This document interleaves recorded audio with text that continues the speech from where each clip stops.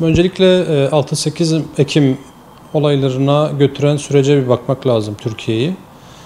Malum çözüm sürecinin aslında devam ettiği bir zamanda gerçekleşti 6-8 Ekim olayları.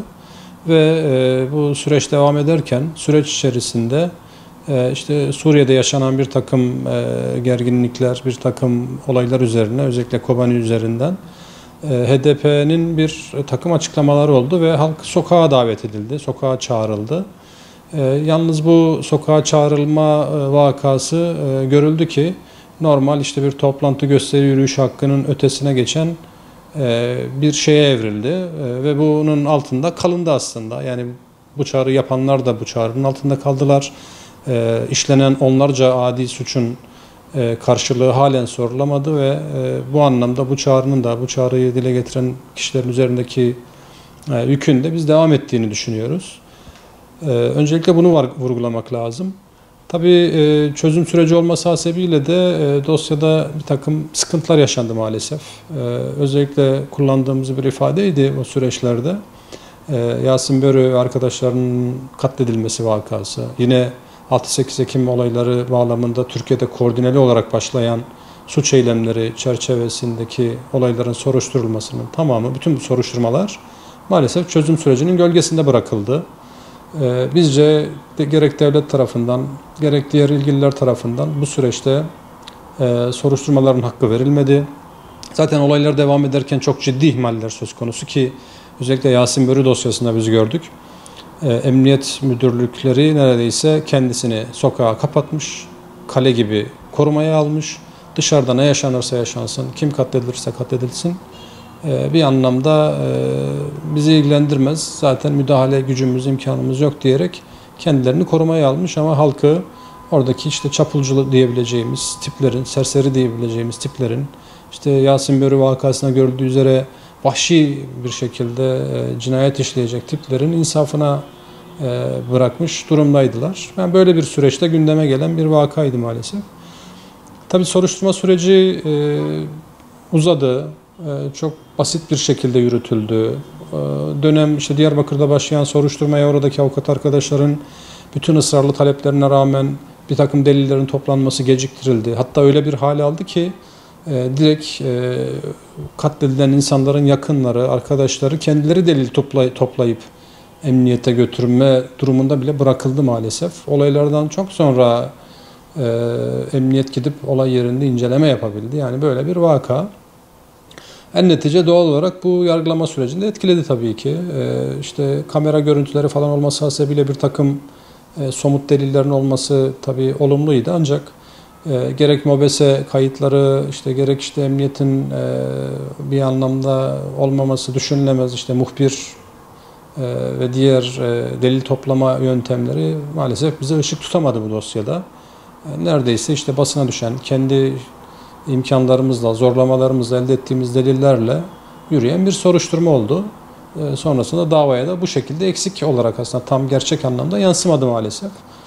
Tabii koskoca 6-8 Ekim olayları Türkiye çapında işte yaşanmış eylemlerin neticesi işte Diyarbakır'da açılıp yargılaması güvenlik nedeniyle Ankara'da devam eden bir yargılamaya sıkıştırıldı. Hatırladığım kadarıyla toplamda 34 kişi hakkında dava açıldı.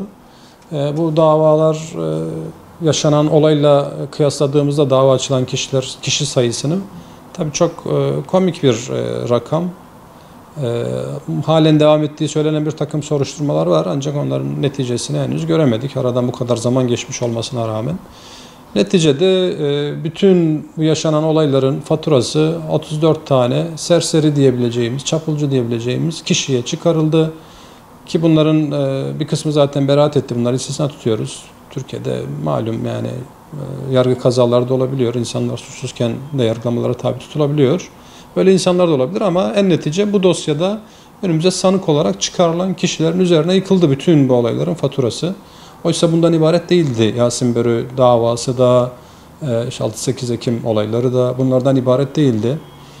Siyasilerin beyanlarıyla köpürmüş bir vaka, sonrasında kontrolden çıkmış bir süreç, emniyetin sokaklardan çekilerek delil toplama görevini bile ihmal ederek, yani bırakın olaylara müdahale edip işte suçu önlemeyi, sonrasında olaylar sonrasında delil toplama görevini bile hakkıyla yerine getirmeyerek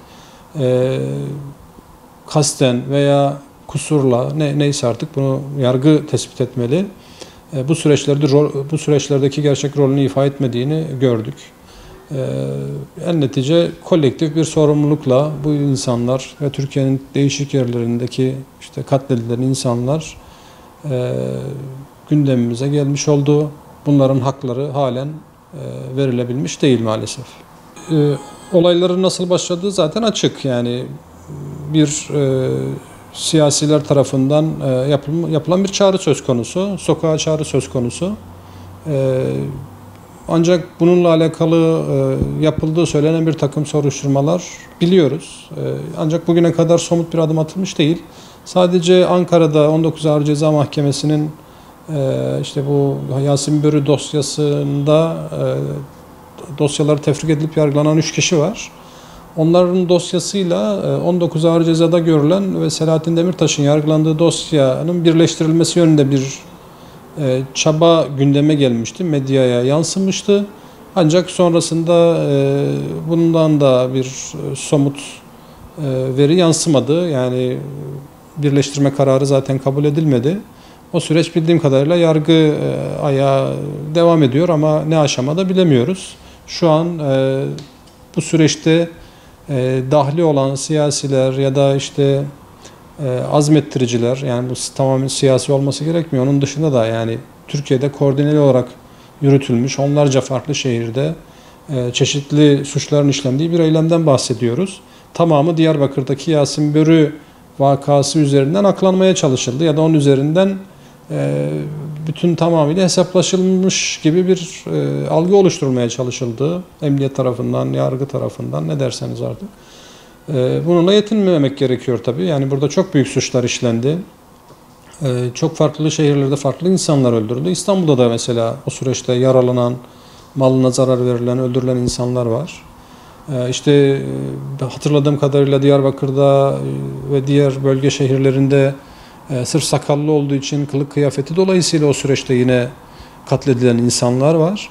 Bunların kanları halen yerde maalesef. Yani bununla ilgili devlet üzerine düşen sorumluluğu yerine getirmedi bu süreçlerde. Yani siyasilerle alakalı, sürece müdahale etmeyen, kamu görevlileriyle alakalı, sonrasında delilleri toplayıp doğru bir soruşturma süreci yürütmeyen emniyet ve savcılık makamları tamamı bu süreçte aslında sorumlu. Her birinin bir takım cezai ve ahlaki anlamda sorumlulukları var. Maalesef bunların hiçbirisi bu sorumluluklarını gereğini yerine getirmediler. Devlet de şu ana kadar hesap sorabilmiş değil.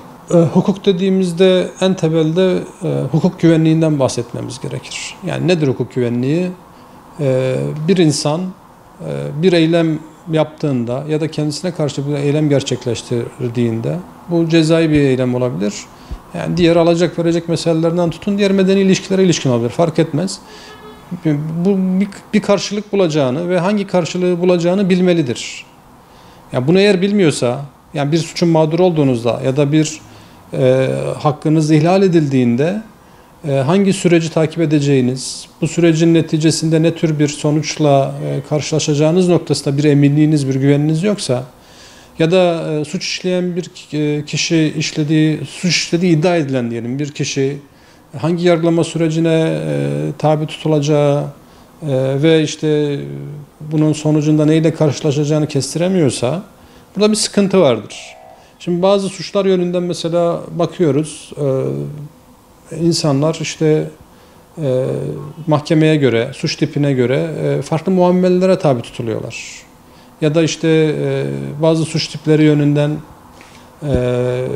kişiye özel muameleler yapılıyor. Gerek işte tahliye ve tutukluluk bağlamında, gerek verilen cezalar bağlamında, gerek yürütülen yargı süreci bağlamında kişiye özel bir takım muameleler yapılıyor. Bu da insanlarda hukuk denildiğinde güvenilmez, itibar edilmez, itimat edilmez bir kurum algısı oluşturuyor. Maalesef geldiğimiz noktada ki tabi bugünün de sorunu değil. Yani Türkiye'de işte 28 Şubat süreci sonrasından beri ben takip ediyorum. Hep böyleydi.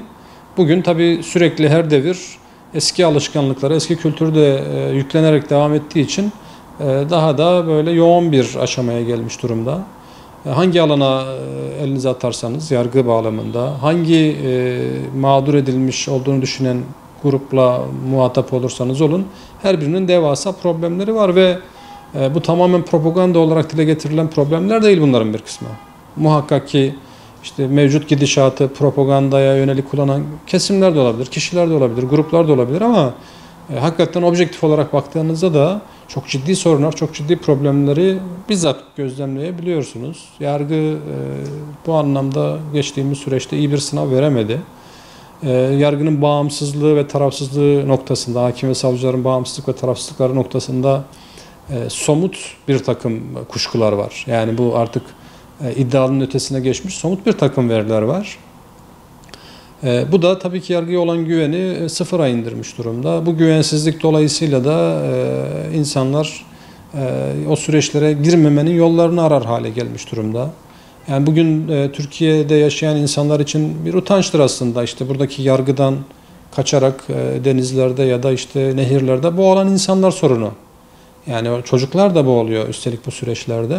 Halbuki sizin adil bir yargı düzeniniz, herkese eşit uygulanan bir yargılama sisteminiz olsa insanlar belki bu süreçlerde çok daha rahat size kendilerini teslim edecekler. Yargıya olan itimatları dolayısıyla masum olduğunu düşünen insanlar bile aynı şekilde bu sürecin verdiği tedirginlikle, oluşturduğu travma ile çok farklı yollara sapma ihtiyacı hissediyorlar.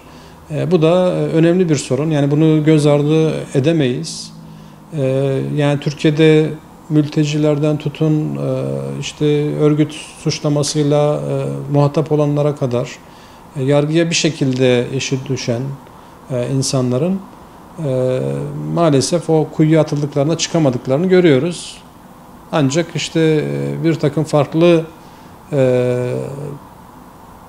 etkenler ortaya konulduğunda, bir takım tanışıklıklar, bir takım ilişkiler devreye girdiğinde farklı muamellerin gerçekleştiğini de görüyoruz. Bu umut kırıcı bir şey tabii.